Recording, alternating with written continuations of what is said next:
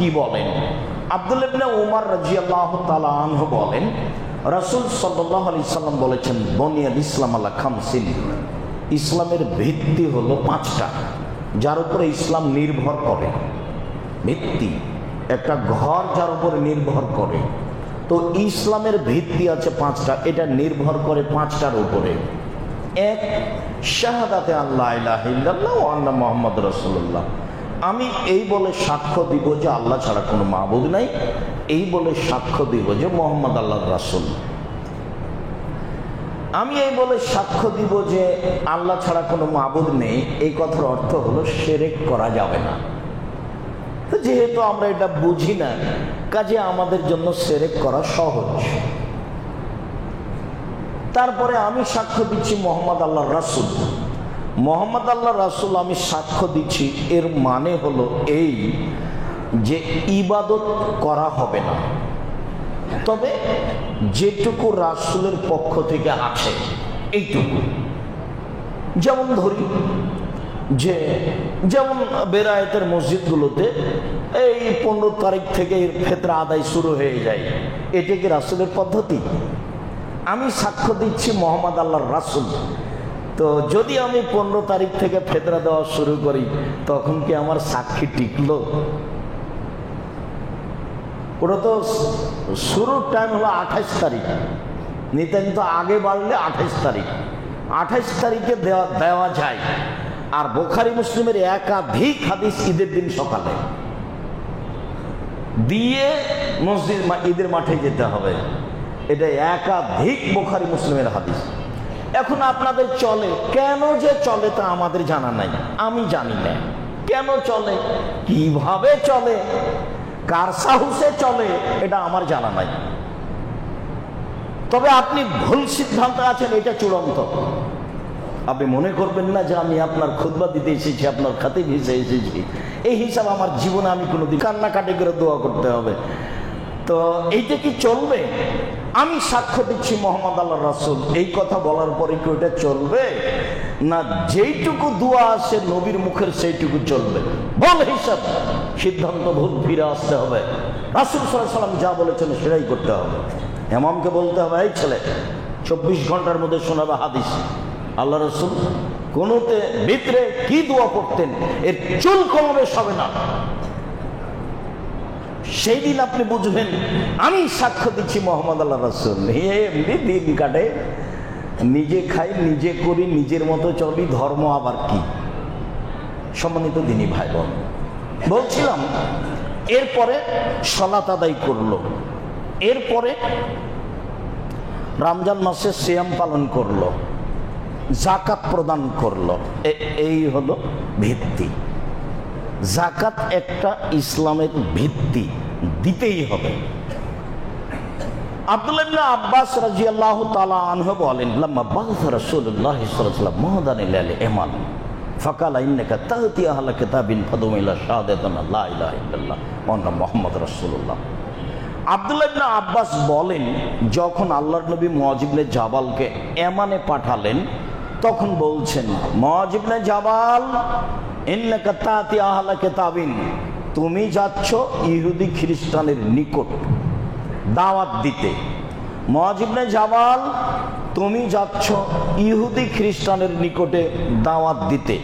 ফাদুম ইলা শাহাদাতিন লা ইলাহা ইল্লাল্লাহ ওয়া আন্না মুহাম্মাদুর রাসূলুল্লাহ, তোমার প্রথম বাক্য হবে, জনগণ বলবে আমি সাক্ষ্য দিচ্ছি আল্লাহ ছাড়া কোনো মাবুদ নেই, আমি সাক্ষ্য দিচ্ছি মুহাম্মদ আল্লাহর রাসূল। এইটা হবে তোমার প্রথম কাজ। ফাইনুম তালেদা আলাইক, তারা যদি তোমার এটা মেনে নেয়, এইটা যদি তোমার মেনে নেয়, এটা এক, তাহলে তুমি বলবা যে আল্লাহ তাআলা 24 ঘন্টায় 5 ওয়াক্ত সালাত ফরজ করেছে। এটা হলো 2। 3, ফাইনুম তালেদা আলাইক, এইটা যদি মেনে নেয়, তাহলে তুমি বলবা যে ইন্নাল্লাহ কাদ ফারাজা আলাইহিম সাদাকা তুখাযু মিন আগনিহিম ওয়া তুরাদ্দু আলা ফুকরাহিম, যে তোমাদের উপরে যাকাত ফরজ, ধনীদের নিকট থেকে নিতে হবে, গরিবদেরকে বন্টন করে দিতে হবে। আদায়কারী নিবে, নিয়ে গরিবদের মাঝে বন্টন করে দিবে, আপনি তাকে দিয়ে দিবেন। যদি আদায়কারী না থাকে আপনি নিজে দিয়ে আসবেন। হাদিস বুখারী মুসলিম। অত্র বুখারী মুসলিমের দুইটি হাদিসে প্রমাণ হয় যে আল্লাহর নবী যাকাত আদায়ের জন্য আদেশ করেছেন, যাকাত দিতে আদেশ করেছেন। আমরা খুব সংক্ষিপ্ত সময়ে বুঝলাম যে যাকাত দেওয়া ফরজ, দিতে হবে, বাধ্য আমি আর আপনি। এবার চলেন একটু মনটা খুশি করি, যাকাত দিলে কি হবে এইটা আগে শুনি, ভালো লাগবে। মহান আল্লাহ বলেন, ইন্নাল্লাযীনা আমানু ওয়া আমিলুস সালিহাত ওয়া আকামুস সালাতা ওয়া আতাউজ যাকাতা, নিশ্চয় যারা ঈমান আনলো, সৎ আমল করলো, সালাত আদায় করলো, যাকাত প্রদান করলো, লাহুম আজরুহুম ইনদা রাব্বিহিম, তাদের প্রতিদান রয়েছে তাদের প্রতিপালকের নিকটে, তাদের প্রতিদান রয়েছে তাদের প্রতিপালকের নিকটে। ওয়ালা খাউফুন আলাইহিম ওয়ালা হুম ইয়াহজানুন, বিচারের মাঠে তারা আশঙ্কিত হবে না, শঙ্কিত হবে না। কি যে হয়, কি যে হয়, কি যে হয়, সফল হব কি না, এরকম কোনো আশঙ্কা থাকবে না। ওয়ালা খাউফুন আলাইহিম, কোনো ভয় থাকবে না। তিনটে, এক প্রতিদান, দুই আশঙ্কা নেই, তিন কোনো ভয় নেই। এটা হলো যাকাতের ফজিলত। যাকাত দিলে লোকটা স্বাধীন থাকবে বিচারের মাঠে, কোনো সমস্যা নেই। মহান আল্লাহ বলেন, ওয়াল মুকিমিনাস সালাতা ওয়াল মুতুনাজ যাকাতা ওয়াল মুমিনুনা বিল্লাহি ওয়াল ইয়াউমিল আখির, যারা পাঁচ ওয়াক্ত সালাত আদায় করে, যারা যাকাত প্রদান করে, যারা আল্লাহকে বিশ্বাস করে, পরকালকে বিশ্বাস করে, উলাইকা তারা এমন মানুষ, সানুতিহিম আজরান আযীমা, আমি তাদের বড় প্রতিদান দিব। যারা যাকাত প্রদান করে আমি তাদের বিচারের মাঠে বড় প্রতিদান দিব। এই কথা আল্লাহ তাআলা বলেন। আল্লাহ তাআলা অন্যত্রে বলেন, ওয়াল্লাযীনা হুম লিয-যাকাতি ফাইলিন, যারা যাকাত প্রদান করে, উলাইকা হুমুল ওয়ারিসুন, এরাই হবে জান্নাতের মালিক। যারা যাকাত প্রদান করে এরা হবে জান্নাতের মালিক। আল্লাযীনা ইয়ারিসুনাল ফিরদাউসা হুম ফিহা খালিদুন, তারা জান্নাতুল ফেরদাউসের মালিক হবে, তারা তাতে চিরদিন থাকবে। এই কথা আল্লাহ তাআলা বলেন। যারা যাকাত প্রদান করবে তারা হবে জান্নাতের মালিক। ফরজ আদায় করতে আপনি বাধ্য, এটা আল্লাহর অতিরিক্ত দয়া। আপনার নেকি হলেও দিতে হবে, না হলেও দিতে হবে। চাঁপাই নবগঞ্জের ভাষা তো তুই তো দিবি, তোর বাপকে দিতে হবে। একটু পরে দেখেন পিটিয়ে আদায় করার কথা আসছে, তো দিতেই হবে। তো এখন আল্লাহর একটা অতিরিক্ত দয়া। আচ্ছা ঠিক আছে, যখন যাকাত প্রদান করলো তাহলে আল্লাহর পক্ষ থেকে সুসংবাদ কি, ওরাই জান্নাতের মালিক। আমি ওদেরকে জান্নাতুল ফেরদাউসের মালিক করে দিব, তারা সেখানে চিরদিন থাকবে। সবচেয়ে দামি জান্নাত হচ্ছে জান্নাতুল ফেরদাউস। অবশ্য এখানে কয়েকটা আমলের কথা আছে। সরাসরি জান্নাতুল ফেরদাউস পর একটাই আমল খাস, সেটা হলো সদাচরণ, ভালো চাল চলন। দল সংগঠন করলে ভালো চাল চলন টিকে না, আপনি পারবেন না। যখন আপনি দল করবেন, সেটা যেটাই হোক, ধর্মীয় হোক আর সামাজিক হোক, আপনি সদাচরণে টিকতে পারবেন না, এটা অসম্ভব। আপনি আমাকে একাই জিজ্ঞাসা করেন, কত আপনাকে আমি উদাহরণ দিতে পারি। কোনো পথ নেই। যতক্ষণ পর্যন্ত আপনার জেহেনটা খালি না হয়েছে ততক্ষণ পর্যন্ত আপনি সদাচরণ ফিরিয়ে পাবেন না। আপনাকে একজনকে ভালো লাগে আর একজনকে ভালো লাগে না। কেন লাগে না? কেন লাগে না আপনাকে? আপনার সাথে যে আছে সে ভালো, যে সাথে নেই সে খারাপ। তা আল্লাহর নবী বলছেন, পৃথিবীর মানুষ শুনে রেখো, আমি জিম্মেদার ওই মানুষকে জান্নাতুল ফেরদাউস নিয়ে দিব লেমান হাসানা কলকাহু, যে তার চাল চলনকে ভালো করলো। আপনি একটা মানুষের বদনাম করেন, তখন আপনি ভালো। আপনি একটা মানুষের বিরুদ্ধে লড়েন, তখন আপনি ভালো। একটা মানুষের বিরুদ্ধে বক্তব্য দেন, তখন আপনি ভালো। কেমনে হয় এটা? যার চাল চলন ভালো, আমি মুহাম্মদ সাল্লাল্লাহু আলাইহি সাল্লাম তাকে জান্নাতুল ফেরদাউস নিয়ে দেব। সম্মানিত দ্বীনি ভাই বোন, বলছিলাম যাকাতের ফজিলত। চলেন দেখি রাসূল সাল্লাল্লাহু আলাইহি সাল্লাম কি বলেন। আবু হুরায়রা রাদিয়াল্লাহু তাআলা আনহু বলেন, যা আরাবিয়ুন ইলান নবী সাল্লাল্লাহু আলাইহি ওয়াসাল্লাম,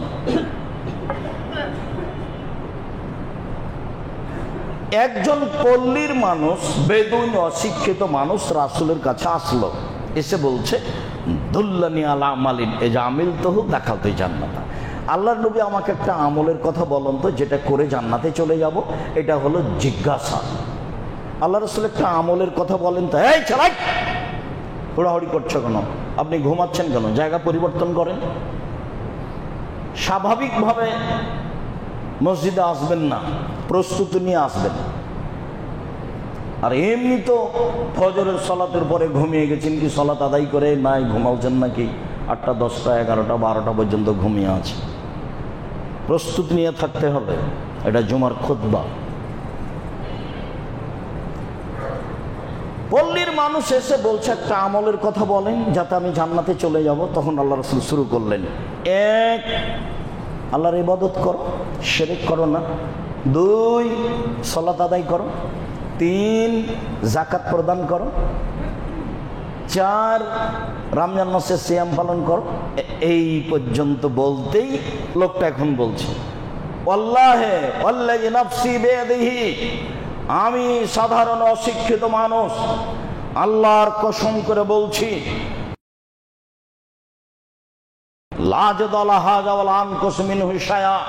আল্লাহর নবী যা বললেন তার বিন্দুমাত্র কম করব না, বিন্দুমাত্র বেশিও করব না।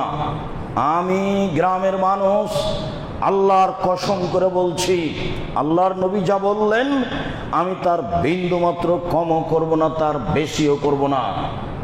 সুম্মা আল্লাহ, এরপর লোকটি চলে যাচ্ছে, এই স্বীকৃতি দিয়ে চলে যাচ্ছে। তখন আল্লাহ রাসূল বলছেন, শোনো, মান সাররাহু ইয়ানজুরা ইলা রাজুলিন মিন আহলিল জান্নাহ ফালিয়ানজুর হালা। শোনো শোনো, কেউ যদি জান্নাতি দেখতে চায়, এই লোকটাকে দেখো, দেখো এ হলো জান্নাতি, এ দেখো এই লোক জান্নাতি। এখানে একটা আছে যাকাত।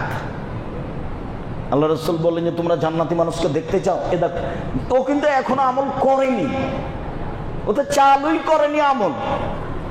আল্লাহ রাসূল এভাবে বলছেন, মানে তার দৃঢ়তা, তার দৃঢ়তা, আল্লাহর কসম যা বলেছেন তার সরিষা সম পরিমাণ কমও করব না, বেশিও করব না। সে দৃঢ় চেতার মানুষ, একবারে দৃঢ়তা প্রকাশ করেছে, ওরা আমলই করেনি। আল্লাহ রাসূল বলছেন, দেখো দেখো দেখো, কেউ যদি জান্নাতি দেখতে চাও, এই লোকটা জান্নাতি। হাদিস তো বুখারী মুসলিম। এ হলো যাকাতের ফল।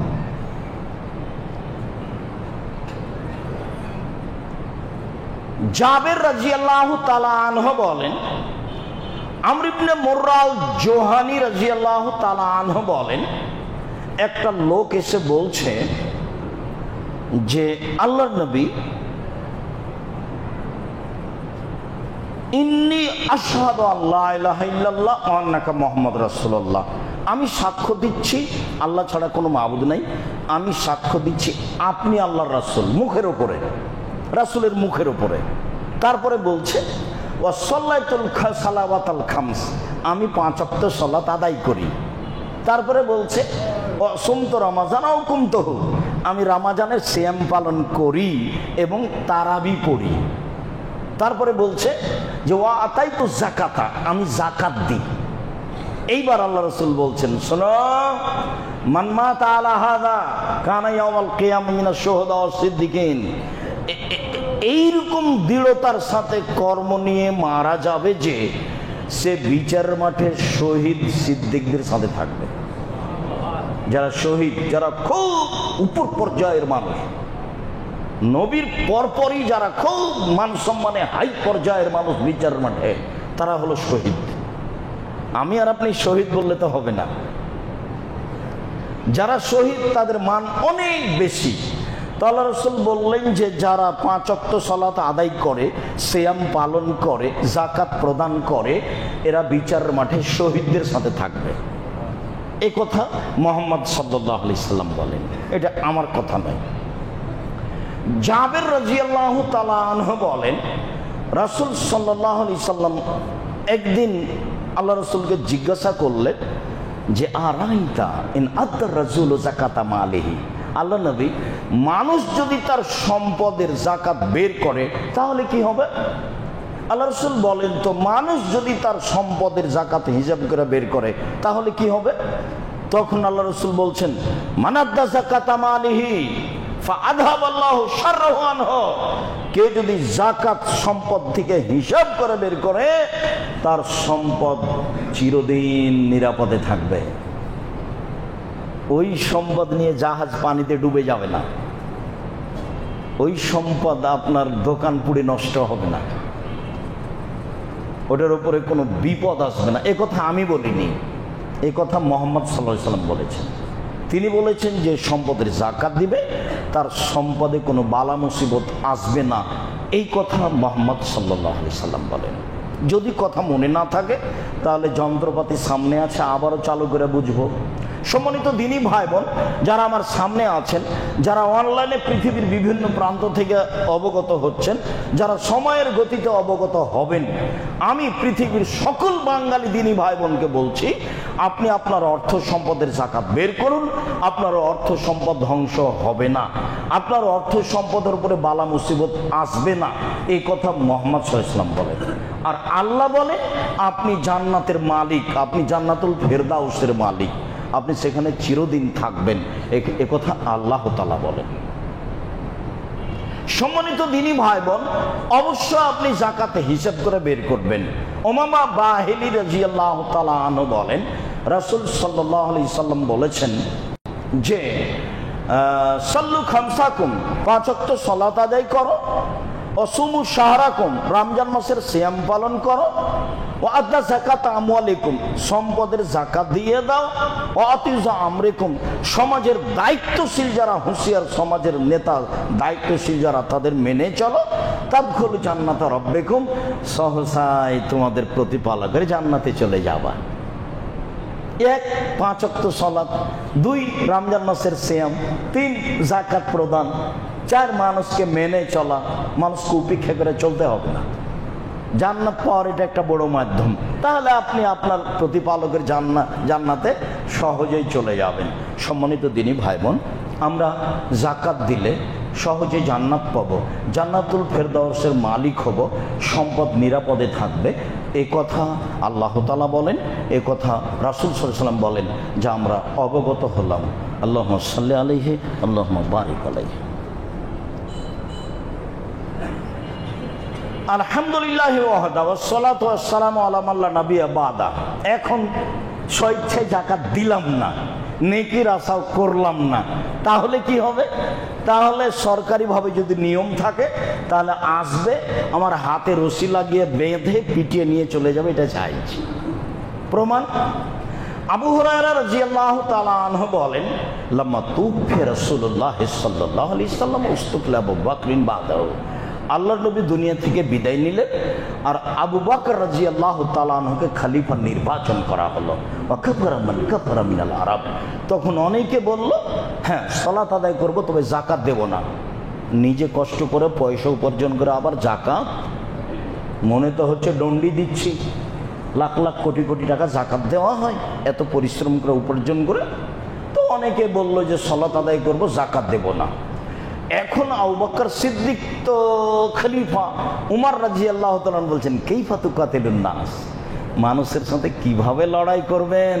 এখন মানুষের সালাত আদায় করবে, যাকাত দেবে না। যে আল্লাহ নবী বলেছেন, মান কালা লা ইলাহা ইল্লাল্লাহ ফাকাদ আসামা মিন্নি দিমাউহু ওয়া মালাহু আও মালাহু, যে ব্যক্তি বলেছে লা ইলাহা ইল্লাল্লাহ, তার সম্পদ নিরাপদে, সেও নিরাপদে, তাকে মারা যাবে না। এখন এরা যে সালাত আদায় করবে, যাকাত দেবে না, যে এরা লা ইলাহা ইল্লাল্লাহ বলেছে। এইবার আবু বকর সিদ্দিক বলছেন, এই এখন যেটুকু বলতে যাচ্ছি এটুকু ইতিহাসে আছে, মধ্যে একটা বাক্য, আনতা জাব্বার ফিল মুশরিক ওয়া খাওয়ার ফিল ইসলাম। বলেন কি ওমর, যেদিন আপনি মুশরিক ছিলেন সেদিন আপনি বীর পুরুষ ছিলেন, আজকে আপনি মুসলমান হয়েছেন কাপুরুষ হয়েছেন। কাপুরুষ ভাষা ব্যবহার করছেন আবু বকর সিদ্দিক উমরের জন্য। অর্ধ পৃথিবীর খলিফা, কুশাগর বুদ্ধিজীবী রাজনীতিবিদ ওমর, যার কথা শুনলে মানুষের অন্তর কাঁপে, যার রাস্তা ছেড়ে দিত শয়তান, যার সামনে মেয়েরা এসে কথা বলার সাহস রাখতো না, এত বড় শক্তিশালী ইমানদার মানুষকে বলছেন আবু বকর সিদ্দিক, বলেন কি আপনি, যেদিন আপনি মুশরিক ছিলেন সেদিন আপনি বীর পুরুষ ছিলেন, আজকে আপনি মুসলমান হয়েছেন কাপুরুষ হয়েছেন। আমি আবু বকর সিদ্দিক বলছি আল্লাহ আল্লাহর কসম, আমি আবু বকর সিদ্দিক বলছি আল্লাহ আল্লাহর কসম, আমি আবু বকর সিদ্দিক বলছি আল্লাহ আল্লাহর কসম, লাউকাতুল মান ফাররাকা বাইনা সালাতি ওয়াজ যাকাতে ফাইনা যাকাতা হাকুল মালে, যারা সালাত আদায় করবে যাকাত দেবে না, আমি তাদের বিরুদ্ধে যুদ্ধ চালিয়ে যাব, মারব না হয় মরব, আমি তাদের বিরুদ্ধে যুদ্ধ চালিয়ে যাব, পিটিয়ে যাকাত আদায় করব, মরব না হয় মারব। এটা আল্লাহর হক, এটা বের করতেই হবে আমাকে যে কোনো মূল্যে। শুধু তাই নয়, আপনি শুনে রাখুন,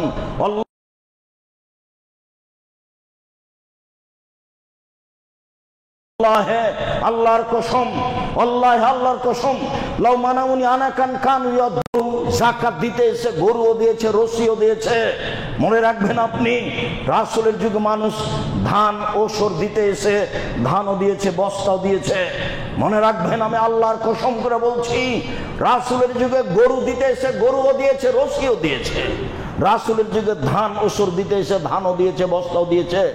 আমি আবু বকর সিদ্দিক বলছি, আজ যদি গরু দেয় রশি না দেয়, আজ যদি গরু দেয় রশি না দেয়, ধান দেয় বস্তা না দেয়, তাহলে আমি তার সাথে যুদ্ধ চালিয়ে যাব, পিটিয়ে বস্তা আদায় করব, রশি আদায় করব। কেন? এটা রাসূলের যুগে ছিল, এইটাই করব যে কোনো মূল্যে। রশি তো ফরজ নয়, বস্তা তো ফরজ নয়। তার মানে উনি মুহাম্মদ সাল্লাল্লাহু আলাইহি সাল্লামের নীতির উপরে টিকে থাকতে অটল, যে কোনো মূল্যে। আরে ছাড়েন, গরু রাখেন, ধান রাখেন, এইখানে আসেন বস্তা আর রশি। রাসূলের যুগে যে নিয়ম ছিল সেটাও হবে যে কোনো মূল্যে। কিভাবে করা লাগে সেটা আমি দেখছি, কিন্তু বুঝলাম হাদিস তো বুখারী মুসলিম। সম্মানিত দিনী ভাই বোন, তো জোর করেও কি নইল না, তাহলে কি হবে? আল্লাহ তাআলা বলছেন, ওয়াল্লাযীনা ইয়াকনিযুনা আয-যাহাবা ওয়াল ফিদ্দা ওয়া লা ইউনফিকুনাহা ফী সাবিলিল্লাহ ফাবাশশিরহুম বিআযাবিন আলীম। যারা অর্থ সম্পদ সঞ্চয় করে রাখে, স্বর্ণ চাঁদি টাকা পয়সা সম্পদ, তার যাকাত বের করে না, মুহাম্মদ সাল্লাল্লাহু আলাইহি ওয়াসাল্লাম আপনি তাদের সুসংবাদ দিয়ে দেন, তাদের জন্য রয়েছে কষ্টদায়ক শাস্তি, তাদের জন্য রয়েছে বড় শাস্তি। এটা আল্লাহ ঘোষণা দিলেন। বড় শাস্তিটা কি? এবার আল্লাহ বলছেন, ইয়াউমা ইউহমা আলাইহা ফী নারি জাহান্নামা ফাতুকওয়া বিহা জিবাহুম ওয়া জুনুবুহুম ওয়া জুহুরুহুম। তার অর্থ সম্পদকে বিচারের মাঠে লাঠি তৈরি করে জাহান্নামের আগুনে গরম করে তার কপালে, তার পার্শ্বদেশে, তার পিঠে দাগ দেওয়া হবে। ফাযুকু মা কুনতুম তাকনিজুন, এনেও না যেই সম্পদ সঞ্চয় করে রেখেছিলে, যাকাত দেওনি, তা কেমন লাগে একটু বুঝো, একটু স্বাদটা নেও না, কেমন লাগে একটু দেখো। ফেরেশতারা এরকম করবেন কেন? অপমান করার জন্য। জাহান্নামে তো যাবে, তো লাঠি দিতে দিলেই তো হলো, লাঠি দেওয়া দাগ দেবে, ও তো জাহান্নামের আগুনে গরম করা আছে, কপালে পার্শ্ব পিঠে, তো এইভাবে ছেঁক দিলেই তো হলো। তো এইভাবে বলবেন কেন? একটু কেমন লাগে দেখো না, একটু কেমন লাগে দেখো না, একটু নিজের সঞ্চিত সম্পদ কেমন লাগে একটু দেখো, এইটা কেন? এটা অপমান করার জন্য। চলেন দেখেন আবার বুখারী মুসলিমের হাদিস। আবু হুরায়রা রাদিয়াল্লাহু তাআলা আনহু বলেন, রাসূল সাল্লাল্লাহু আলাইহি সাল্লাম বলেছেন, মানাতাহুল্লাহু মালান ফালাম ইয়াদ যাকাতাহু মুসাল্লাল্লাহু মাল ইয়াউমাল কিয়ামাহ সোজা আকরা। যারা অর্থ সম্পদের যাকাত দেবে না, তাদের অর্থ সম্পদকে বিচারের মাঠে সাপ তৈরি করা হবে, বিষাক্ত সাপ, মাথায় লোম থাকবে না, টাক পড়ে থাকবে, চোখের ওপরে আরো দুইটা কালো দাগ থাকবে। এটা হলো ভয়ঙ্কর ভয়ঙ্কর ভয়াবহ সাপ। ইতম কওয়ালা, ওনাকেই তার গলায় পেঁচিয়ে দেওয়া হবে। সাপ তো দেখলেই মানুষ পালায়, এই বিষাক্ত সাপ তার গলায় পেঁচিয়ে দেওয়া হবে এবং বিষাক্ত সাপ গলায় পেঁচানো অবস্থায় তার মুখের দুই দিকে ছোবল মারবে আর বলবে, আনা মালক, আমি তোমার সম্পদ, আনা কাঞ্জক, আমি তোমার সঞ্চিত সম্পদ যার জাকাত দেওয়া হয়নি। এবার কেমন হলো? সম্পদকে সাপ তৈরি করা হবে বিষাক্ত, সম্পদই বলবে। ছেলে মেয়ের পাল্লাতে পড়ে, বইয়ের পাল্লাতে পড়ে এরকম করবেন না কিছু, খুব সাবধান। একবারে কাঁটায় কাঁটায় 2 দিন বাঁচতে এসে পরকাল হারাতে রাজি নয়। এরকম জীবনের প্রয়োজন নেই। একটা সুন্দর জীবন গড়ে তোলার চেষ্টা করে, ছেলে মেয়ে আহাল পরিবার নিয়ে নিজেকে টিকানোর চেষ্টা করে। 5 ওয়াক্ত সালাত, হালাল রুজি, কোরআন তেলাওয়াত, আড্ডা পিটা হারাম। দোকানে বসতে পাবেন না। এই যে ঘন্টার ঘন্টা দোকানে বসে আছেন কেন? বেটি ছেলে নাচে, মোবাইলে, টিভিতে, ওখানে বসে থাকেন কেন? কোন শরমে থাকেন? একটু লজ্জা হয় না কেন? একটু শরম হয় না কেন? একটু হায়া হয় না কেন? একটু খারাপ লাগে না কেন? একটু ইতস্তবোধ হয় না কেন? ল্যাংটা মেয়ে নাচে, চক্ষু ঠান্ডা করেন, কলিজা ঠান্ডা করেন দেখে, এটা কোন স্বভাব? নিজেকে আপনাকে যদি জিজ্ঞাসা করা হয় যে আপনি ভালো মানুষ, তাহলে আপনি কি বলবেন? আমি হ্যাঁ, তাই কি বলতে পারবেন? আপনি বলতে পারবেন এটা ভালো আচরণ? বাস। 5 ওয়াক্ত সালাত, হালাল রুজি, কোরআন তেলাওয়াত, আড্ডা পিটা হারাম, রাত 10টায় ঘুমিয়ে যাব। বাড়িতে কারফিউ জারি থাকবে প্রেসিডেন্ট আইয়ুবের, তার মানে 10টায় ঘুমিয়ে যেতে হবে। একরাহুল কালামা কাবাল বাদাল ইশায়ে, একরাহুল নামা কাবাল ইশায়ে। আল্লাহর নবী এশার সালাতের পরে কথা বলা ঘৃণা করতেন। আল্লাহর নবী এশার সালাতের পরে কথা বলা ঘৃণা করতেন। আল্লাহর নবী এশার সালাতের পরে ঘুমিয়ে যাওয়া ঘৃণা করতেন। দুটাই ঘৃণা। এইটা হলো আপনি পরিবারের মালিক, আপনি জিম্মেদার, আপনাকে কঠোর হতে হবে। কে ছেলে মেয়ে রাত 10টায় ঘুমিয়ে যেতে হবে পড়াশোনা ব্যতীত, যে কোনো মূল্যে, যে কোনো মূল্যে ঘুমাতে হবে, যে কোনো মূল্যে। কেমন পিতা আল্লাহই ভালো জানে কি করেন আপনি। এইসব জবাব দিতে হবে। রাত 3টায় উঠে যাবেন। এই যে 10টায় ঘুম, 3টায় উঠলেন, কয় ঘন্টা ঘুম হলো? 5 ঘন্টা। 3টায় উঠে যান, 2 রাকাত সালাত আদায় করেন, আল্লাহকে কিছু বলেন। উনি আপনার কথা শোনার জন্য 7ম আকাশ থেকে 1ম আকাশে নেমে এসেছে, শুধু আপনার জন্য। আমি মনে হয় বুঝাতে পারলাম না। দিনী বোন, আপনি কি বুঝতে পারছেন? মহিলা মানুষ না এমনি আসেন আর যান, মসজিদে জুমা মসজিদে যাওয়া লাগে, পৈতৃক সম্পত্তি, এটা আমাদের এলাকার গ্রামের মসজিদ, তাই এসেছে। জি না, কথা শোনেন, এদিকে কথা শুনেন। 10টায় ঘুমিয়ে যেতে হবে, আপনি মহিলা মানুষ। 3টায় উঠবেন, আপনার জন্য আল্লাহ 7ম আকাশ থেকে 1ম আকাশে নেমে এসেছেন। আর আপনাকে বলছি, শুধু আপনার জন্য, আপনার সাথে একটু কথা বলার জন্য আল্লাহ কোথা থেকে নেমে এসেছেন? 7ম আকাশ থেকে 1ম আকাশে নেমে এসেছেন। আপনি কি বলেন এটা শোনার জন্য? কিছুই বলবেন না। এইভাবে রাত 3টায় ঘুমাবেন, রাত 10টায় উঠবেন, এটা কোনো জীবন হলো? সম্মানিত দিনী ভাই বোন, বলছিলাম যে যাকাত না দিলে ফলাফল এই। উমামা বাহেলি রাদিয়াল্লাহু তাআলা আনহু বলেন, মামিন রাজুলিন তাকুনু লাহু ইবলুন ওয়া বাকারাতুন গানাম লা ইউতি হাক্কাহা, যার গরু, পশু, উট আছে, গরু আছে, ছাগল আছে, যাকাত দিল না, ফাউতিয়া বিহি ইয়াউমাল কিয়ামা, তাহলে বিচারের মাঠে উট, গরু, ছাগলকে নিয়ে আসা হবে। ফাআযমা মাকানা আও আসনামাহু, ও বিচারের মাঠে যখন আসবে তখন আরো মোটা তাজা উঠ হবে, আরো মোটা তাজা গরু হবে, আরো মোটা তাজা ছাগল হবে। তাতা হবে আকফাফেহা, পা দিয়ে ডলতে থাকবে মালিককে। তান্তা হবে করুনেহা, শিং দিয়ে গুতাতে থাকবে। এলে ইয়াউমিল কিয়ামা তাই যাবেন না, কিয়ামত যতদিন বিচার না হবে ততদিন। তো আপনি তো মানুষের হক মেরে খেয়েছেন, বিচার তো পরে হবে। যারা জমি জোর করে দখল করেছে তাদের তো বিচার পরে হবে। সন্ধ্যা হতে হতে জমি ফেরত দিতে হবে, সন্ধ্যা হতে হতে জমি ফেরত দিতে হবে। জোর করে ক্ষমতা দেখে 1 মিনিট বাঁচবেন না। দেশের নেত্রীকে দেখে হিসাব হয় না 45 মিনিট সময়, তো হিসাব তো হওয়া উচিত। ক্ষমতা থাকে না, সতর্ক হওয়া উচিত, শিক্ষা নেওয়া উচিত। ফেরাউন তো অনেকদিন আগের কথা, এখন তো ঘরের কথা। ফেরাউন তো অনেক আগের কথা, তাও তো ফেরাউন পানিতে ডুবলো, ভাসলো, একটু সময় পেয়েছিল। কতক্ষণ যে সময় পেল, বলছে যে আমি মেনে নিলাম সে আল্লাহকে, যে আল্লাহ বানু ইসরায়েলের মুসার আল্লাহ, আমি একজন মুসলিম ঘোষণা দিচ্ছে ফেরাউন। ঘোষণা দিচ্ছে ফেরাউন মরার সমতে পানিতে যে আমি সে আল্লাহকে মেনে নিলাম যেটা বনি ইসরাইল আল্লাহ, যেটা মুসার আল্লাহ। আমি ফেরাউন ঘোষণা দিচ্ছি আমি মুসলিম, ঘোষণা দিচ্ছি আনা মিনাল মুসলিমিন। তখন আল্লাহ বলছেন ও এখন তারপরে যা আছে আছেই, শিক্ষা নিতে হবে। আমার আপনার জন্য এগুলো ঘটনা, আমাকে আপনাকে শিক্ষা নিতে হবে। সম্মানিত দিনী ভাই বোন, তো পশু প্রাণী এই আরেকটু এখনো কান জাহাদিকুম ইয়াউমাল কিয়ামা সোজা আকরা, বিচারের মাঠে এই বিষাক্ত প্রাণীগুলি, বিচারের মাঠে বিষাক্ত প্রাণীগুলি হবে, এই বিচারের মাঠে সম্পদগুলি হবে বিষাক্ত প্রাণী সাপ। বিচারের মাঠে সম্পদগুলি হবে বিষাক্ত প্রাণী সাপ। এফিরু মিনহু সাহেবহু, যখন সাপ তাকে ধ্বংসন করতে আসবে তখন মালিক পালাতে থাকবে, পালাতে থাকবে, পালাতে থাকবে। অনেকগুলো বহু সাপ পিছে পিছে দৌড়াবে, সাপ পিছে পিছে দৌড়াবে। আপনি জানেন মানুষের শেষ চেষ্টা কি? মানুষের শেষ চেষ্টা হাত দিয়ে নিজেকে বাঁচাতে থাকে। হঠাৎ করে দেখবেন যে হাত ভেঙে গেছে রিক্সার সাথে লেগে, ও বুঝতে পারেনি, তার মানে হাত দিয়ে নিজেকে বাঁচাচ্ছিল। গাড়ি এসে অ্যাক্সিডেন্ট হয়েছে, দেখবেন যে হাত ভেঙে গেছে। কিভাবে? মানে গাড়ির থেকে নিজেকে বাঁচাতে চাচ্ছিল, অথচ বাঁচাতে পারবে না গাড়ি থেকে, ভ্যান থেকে, মোটরসাইকেল থেকে। কিন্তু শেষ চেষ্টা কি করেছিল?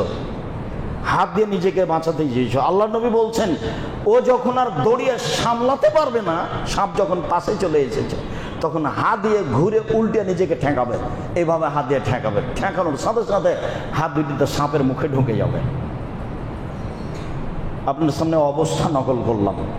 সম্মানিত দিনী ভাই বোন, সম্পদ লাঠি তৈরি করা হবে এবং জাহান্নামে গরম করে অবস্থায় সম্পদ বিষাক্ত সাপ তৈরি করা হবে, গলায় পেঁচিয়ে দেওয়া হবে, ছোবল মারতে থাকবে। সম্পদ যদি পশু প্রাণী হয় তাহলে যা ছিল তার চেয়ে মোটা হয়ে আসবে, পা দিয়ে ডলতে থাকবে এবং শিং দিয়ে গুতাতে থাকবে। কুল্লামা জাজাত ওখরাহা রুদ্দাত আলাইহি উলাহা, শেষটা যখন পা দিয়ে ডলে শিং দিয়ে গুতিয়ে চলে যাবে তখন প্রথমটা আবার আসবে। শেষটা যখন চলে যাবে প্রথমটা আবার আসবে। হাত্তা ইউজাবেনান নাস, যতদিন পর্যন্ত মানুষের মাঝে বিচার শেষ না হচ্ছে ততদিন চলতে থাকবে।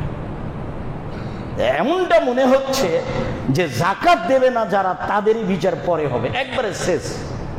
এও জানেন একটা লোক মানুষের টাকা মেরে খেয়েছে, তো আপনিও ধনী ওইও ধনী, তাহলে দুটা একই রকম নয়। আপনি এই জমি নিয়েছেন, আরেকজন ক্ষমতার বলা আরেকজন দখল করলো, আপনি চেষ্টা করেছেন, আপনার ক্ষমতা আছে, কিন্তু ফকির মানুষ তো নিঃস্ব মানুষ, অসহায় মানুষ, আপনি তার টাকা মেরে খেলেন, তাহলে এটা বেশি কঠিন হয়ে গেল। এই বিচারটা পরে হবে, যা রাসূল সাল্লাল্লাহু আলাইহি ওয়াসাল্লাম বলছেন। সম্মানিত দিনী ভাই বোন, এই আলোচনার শেষ কথাটি কুল্লুল্লাহ মিন নাবাতা মিনাস সুহতি কানাতে নার আওলা বিহি, যাকাত দেওয়া হয়নি এমন সম্পদ খেয়ে বাঁচে যারা, তারা জাহান্নামে যাবে।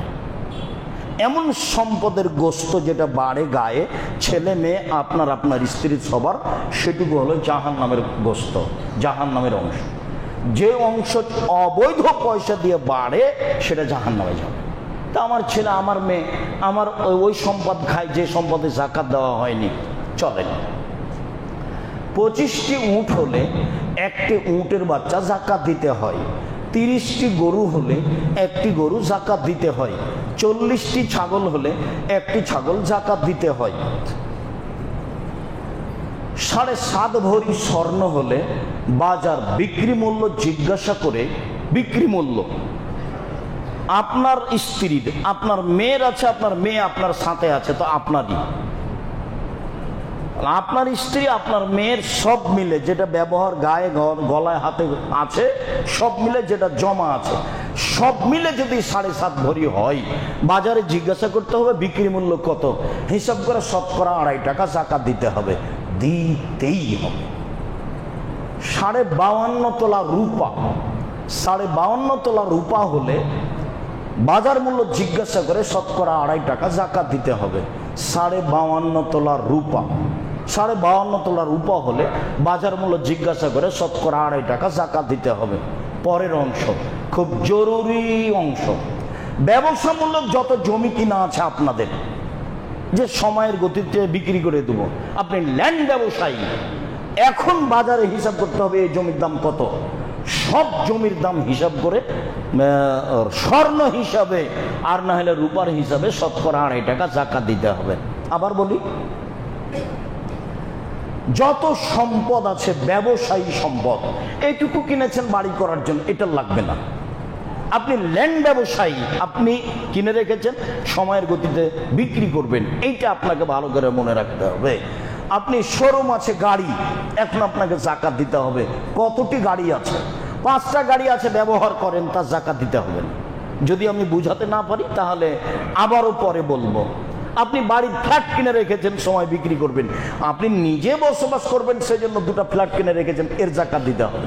আপনি ফ্ল্যাটেরই ব্যবসা করেন, রিয়েল এস্টেট ব্যবসা আপনার, তাহলে আপনাকে এখন এর কত টাকা লাগতে পারে এই হিসাব করে স্বর্ণের হিসাবে, মানে প্রায় 3.5 লাখ টাকা, 7.5 ভরি স্বর্ণ বা তার চেয়ে বেশি, 7.5 ভরি স্বর্ণ বিক্রি মূল্য কত আছে, তো ওটা দেখে যদি টাকা আপনার অত হয় শতকরা 2.5 টাকা যাকাত দেবেন।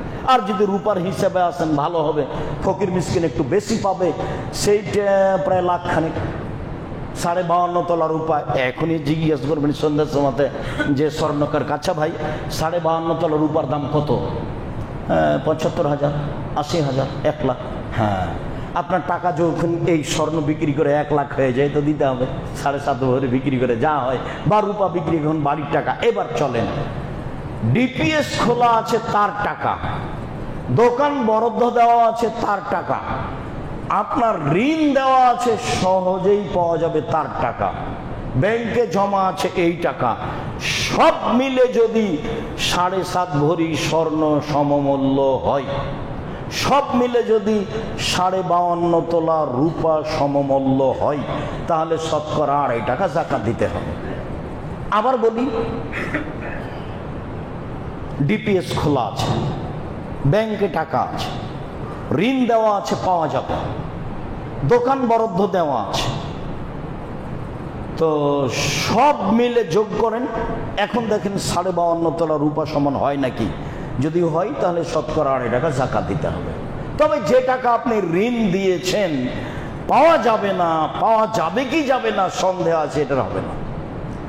যারা কোটি কোটি টাকা লোন নিয়ে ব্যবসা করছে তাদের সব টাকার যাকাত দিতে হবে। এর উপরে ওই পূর্ণ মালিকানা আছে এদেশের, তা আবার আর একটা সুবিধা যে এক সময় সব টাকা তা ব্যাংক আর বোঝানো লাগে না, যেটুকু দেখছেন সেটুকু তো গতির ব্যাপার। কাজেই যত টাকা ঋণে নিয়ে এসছে সব টাকার যাকাত দিতে হবে, দিতেই হবে। এবার শস্য 18 মণ 30 কেজি শস্য হলে, ধান বা গম বা যে কোনো শস্য 18 মণ 30 কেজি শস্য হলে 20 ভাগের 1 ভাগ শস্য ওসর দিতে হবে। 18 মণ 30 কেজি শস্য হলে উপরে যত যাবে সব 20 ভাগের 1 ভাগ, 20 ভাগের 1 ভাগ, 20 ভাগের 1 ভাগ। 18 মণ 30 কেজি শস্য হলে 20 ভাগের 1 ভাগ শস্য ওসর দিতে হবে। আপনি জমি লিজ নিয়েছেন সেটারও দিতে হবে, যেটা আপনার নিজের জমি সেটারও দিতে হবে। বন্ধুক হারাম, খাই খালাসি চলে, লিজ চলে, বন্ধুক হারাম, এক সময়ে টাকাও ফেরত পাওয়া যায়, জমিও পাওয়া যায়, এইগুলো প্রথা চলবে না। খাই খালাসি এখন বুঝেন কি না, লিজ, এটা চলবে।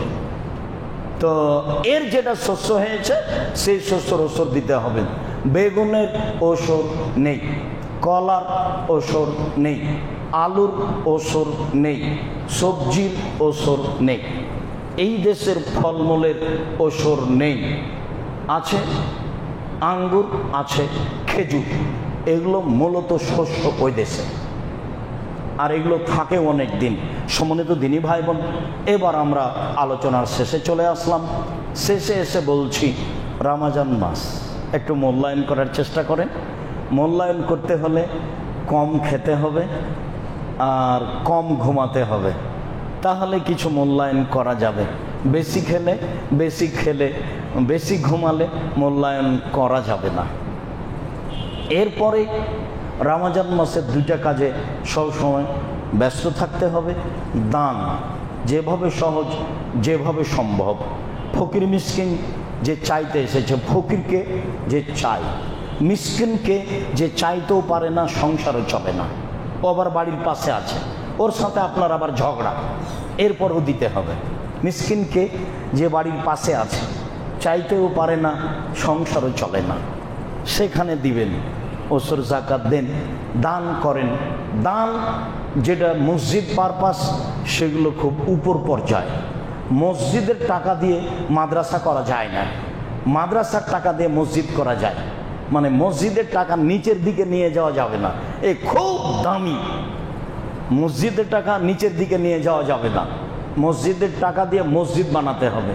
এখানে জায়গা না থাকলে যাদের মসজিদ তৈরি হচ্ছে সেখানে দিতে হবে। যুগ যুগ ধরে, শতাব্দীর পর শতাব্দীর টাকা ধরে রাখতে হবে না। আপনার পরে আপনার ছেলে আসবে, সে কোটি টাকার মালিক হবে, যার জন্য এই মসজিদ তৈরি করা কোনো ব্যাপারই নয়।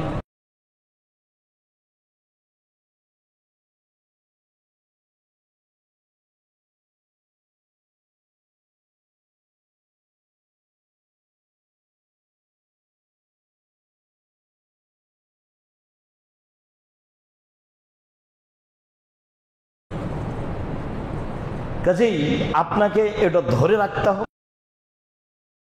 তিনি ভাই বোন, আমি রমজানকে যথাযথভাবে মূল্যায়ন করার আন্তরিকভাবে অনুরোধ জানিয়ে, রমজান মাসকে মূল্যায়ন করো তো। কম ঘুম, কম খাওয়া, ইফতারি কম সাজানো, এটা আন্তরিকভাবে অনুরোধ জানিয়ে, জাকাতের প্রতি খুব শক্ত হওয়ার অনুরোধ জানিয়ে আপাতত আজকের মতো কথা এখানেই শেষ করলাম। সুবহানাকাল্লাহুম্মা ওয়া বিহামদিকা আশহাদু আল্লা ইলাহা ইল্লা আনতা আস্তাগফিরুকা ওয়া আতুবু ইলাইক। আল্লাহুম্মা সাল্লি আলাইহি আল্লাহুম্মা